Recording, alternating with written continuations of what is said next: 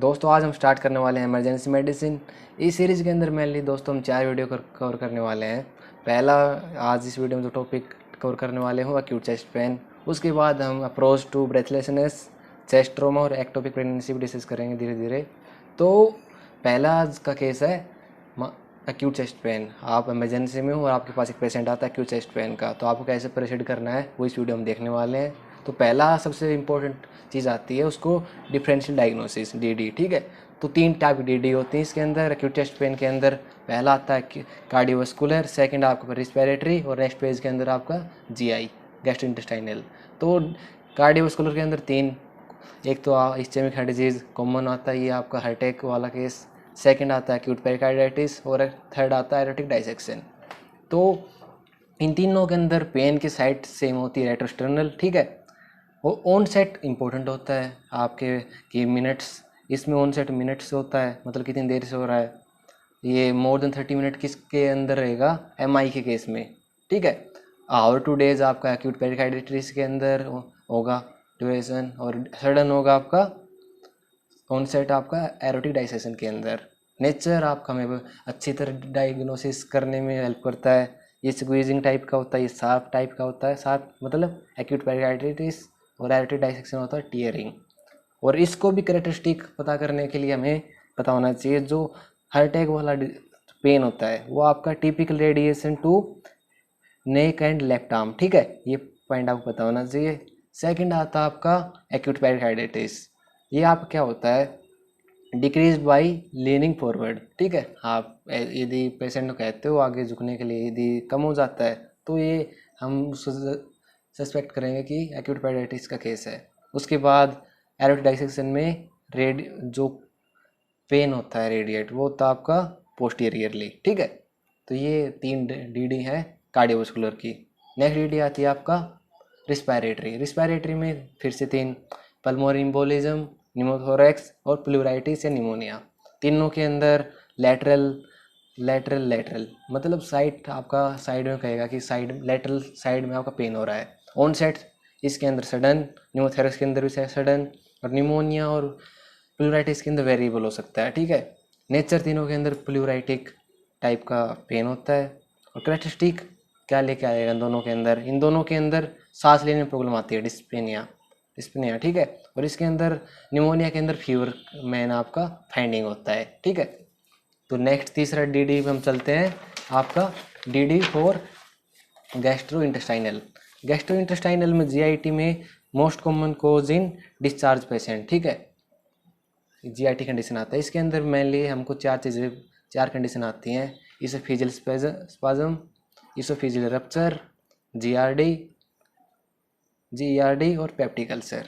तो इनके अंदर साइट कैसे पता चलेगा हमें, साइट कौन सी मिलती है। इसोफेजियल स्पाज्म रेट्रोस्टर्नल जो कार्डियोवास्कुलर वाला केस है, और जो इसोफेजियल रप्चर है उसमें हम लोअर स्टर्नम, जीआरडी के अंदर रेट्रोस्टर्नल, और ये पेप्टिक अल्सर के अंदर एपिगैस्ट्रिक रीजन में अपने को पेन मिलता है।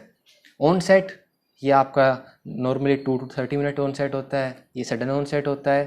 और जीआरडी के अंदर 10 मिनट से लेकर 1 आवर तक आपका ड्यूरेशन हो सकता है। पेप्टिक अल्सर के अंदर वो ज़्यादा रहता है, 1 आवर से 1.5 आवर, मतलब 60 to 90 minute after meal. After meal इसके अंदर बहुत इंपॉर्टेंट टर्म आता है कि पेशेंट आपको खाना खाने के बाद पेन की प्रॉब्लम बताता है। उसके बाद आता है नेचर इसके अंदर इसोफेजियल स्पाज्म स्क्वीजिंग। उसके बाद इसके अंदर इसोफेजियल रप्चर के अंदर बर्निंग और प्लूरिटिक। ठीक है, जीआरडी के अंदर बर्निंग और पेप्टिक अल्सर के अंदर बर्निंग। ठीक है, कैरेक्टरिस्टिक इसके अंदर में पता होना चाहिए, इसोफेजियल स्पाज्म रेट्रोस्टर्नल होता है इसलिए मिमिक्स एंजाइना, ये पॉइंट हमें पता होना चाहिए। उसके बाद इसोफेजियल रप्चर के अंदर जो मैक्लोट्राइड होता है ना, वो आपका होता है इसोफेजियल रप्चर के लिए। जीईआरडी होता है इंक्रीज बाय रिकॉम्बिनेंट पोजीशन और डिक्रीज विद फूड और एंटासिड। ठीक है, ये आपका पेप्टिक अल्सर का केस है। उसके बाद हमें ये पता होना चाहिए जो अदर मस्कुलोस्केलेटल चेस्ट पेन होता है वो भी, जैसे कोस्टोकोंड्राइटिस, उसके अंदर लोकल टेंडरनेस अपने को देखने मिलती है। ठीक है, तो ये आपका 3 टाइप के मेनली डीडी थे चेस्ट पेन के लिए। उसके बाद इनके अंदर लाइफ थ्रेटनिंग कौन से हैं, लाइफ थ्रेटनिंग आपका ischemic unstable ischemic heart disease, aortic dissection, pneumothorax और पल्मोनरी एम्बोलिज्म। इसके लिए हमें इमीडिएट इंटरवेंशन चाहिए होता है, वरना मोटिलिटी रेट इन चारों के अंदर बहुत ज़्यादा होता है। ठीक है, तो इस केस में हम एक चीज़ लेके चलेंगे, एरोटिक डाइसेक्शन, उसको हम कैसे इन्वेस्टिगेट करेंगे वो देखते हैं। ठीक है, तो पहला इन्वेस्टिगेशन हम क्या क्या करेंगे, ऐसा केस आता है तो ECG, chest X-ray, cardiac marker, echo, CT scan, MRI, ये आपके कॉमन इन्वेस्टिगेशन होते हैं। ईसीजी के अंदर अपने को क्या देखने को मिलेगा, तो टीवी वेव इन्वर्जन होता है V3 to V6, ये आपका कॉमन इंडिकेट होता है अनस्टेबल एंजाइना और नॉन एसटीआई एलिवेशन एमआई। ठीक है, V3 to V6 में टी वेव इन्वर्जन। और कार्डिक एंजाइम एलिवेटेड किस में होते हैं, non SI ST elevated MI के अंदर, नॉर्मल होते हैं स्टेबल एंजाइना के अंदर। इन दोनों को डिफरेंशियल डायग्नोसिस करने के लिए सेकंड दोस्तों आता है एसटी एलिवेशन एमआई की बात करते हैं हम। अभी तक डिफरेंट हमने देखा कि नॉन एसटी एलिवेशन और स्टेबल एंजाइना को कैसे डिफरेंशिएट करना है, और एसटी एलिवेशन को एसटी एलिवेटेड एमआई में एसटी एलिवेशन होगा, नाम से पता चल रहा है। और किसके अंदर होगा, वो आता है आपका लीड 1 AVN V2 V6। ठीक है, एंटीरोलेटरल एमआई के अंदर। और एसटी डिप्रेशन भी अपने को एसटी एलिवेशन एमआई के अंदर मिल सकता है। तीसरा आपका पॉइंट आता है इसके अंदर, जो एसटी एलिवेशन है वो इन ऑल लीड मिलता है डिफ्यूज और कॉनकेव टाइप का, तो वो इंडिकेट होता है एक्यूट पेरिकार्डाइटिस का।